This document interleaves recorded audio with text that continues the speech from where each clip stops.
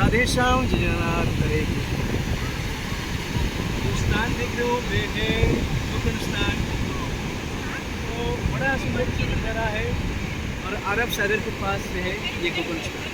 कहते हैं कि त्रेता युग में जब रावण ने खूब घनघोर तपस्या किया था हिमालय में, तो भगवान भोले को प्रश्न करने के लिए बहुत तपस्या किया। और भगवान भोले जब प्रश्न हो गए तो बोले तुमको क्या चाहिए? तो रावण ने बोला कि भगवान आपको रूपा चाहिए और आपका आत्मलिंग चाहिए। तो भोले बोला ठीक है मैं आपको आत्मलिंग दे दूँगा, और एक शर्त है। शर्त क्या है? जिस स्थान में ये आत्मलिंग को आप रख लेंगे उस स्थान में वे रुक जाएगा, वहाँ से उठने आएगा।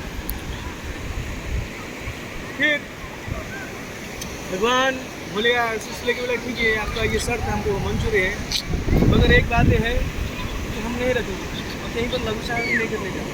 बोले आने रखा लघुचार नहीं करने रास्ते कहीं पर भी नहीं रुकने का, अपना लंका लेके जाने का, ठीक है। पर देवता लोग और सब लोग ने हैरान हो गए कि आत्मलिंग को अगर लेके जाता है अपना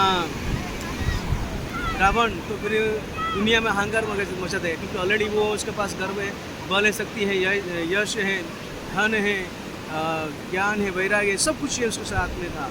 और उसके साथ में बहुत क्यों होता है जादू टोना का भी विद्या भी बहुत सारा था, तांत्रिक विद्या भी था, बहुत बलवान था। इसलिए सब देवता बोले कि ये तो और भी बलवान बन जाएगा।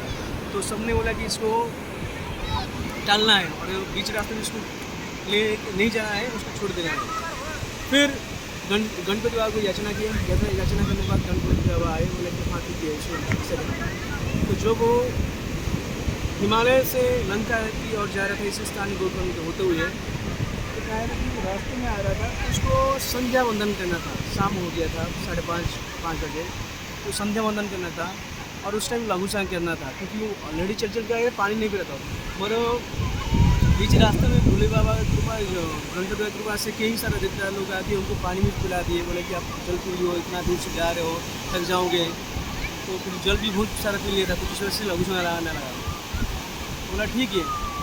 तो यहाँ पर कोई नहीं था उस जमाने में, तो गणपति बाबा इस रोड पे थे। यहाँ पर पास में वो पीछे जो महालिंग देख रहा है, पीछे मंदिर अपने महाबलेश्वर आत्मलिंग का, उस स्थान में खड़े थे।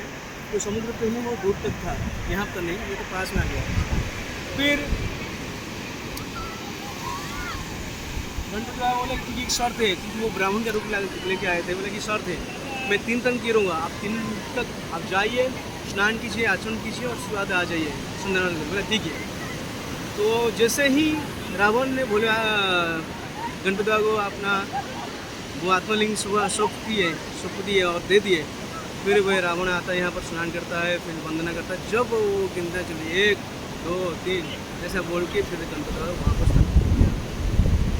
तो रावण गुस्से के मारे बड़ा कष्ट से, बड़ा वेदना से, बड़ा त्रस्त होते हुए गुस्सा आ गया, क्रोध आ गया। बोला कि ये तुमने क्या किया? बोला 3 तक तो गिना था, रखना नहीं चाहिए थे, बालक में इतना कष्ट किया, उतना मेहनत किया, उतना दूर तक लेके आया भोले बाबा को, बोले कि जाना था लंका, तुमने क्या कर दिया?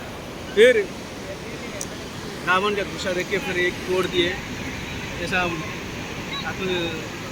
प्रयास किया उठाने के लिए, पर उठा नहीं पाया, टूट गया। तो एक ही जो फेंका तो उसका नाम पड़े मुंडेश्वर महादेव, मुंडेश्वर महादेव का नाम पड़ गया। और फिर यहाँ पर वो टूटा हुआ आत्मलिंग यहाँ पर। तो कहना आपका यही है, ये कोई साधारण स्थान नहीं है, ये भूत युग के समय का जमाना है। और यहाँ पर साधु संत, ऋषि, देव ऋषि गण सब विराजमान रहते हैं। और जितना होता है आप लोग आइए, दर्शन कीजिए गोकर्ण का और आनंद लेते जाइए, क्योंकि ये खाली गोकर्ण नहीं, पूरा भारत का स्थल है, तीर्थ यात्रा है, वो आप अवश्य करिए, क्योंकि जीवन का सफल बनेगा। Thank you very much.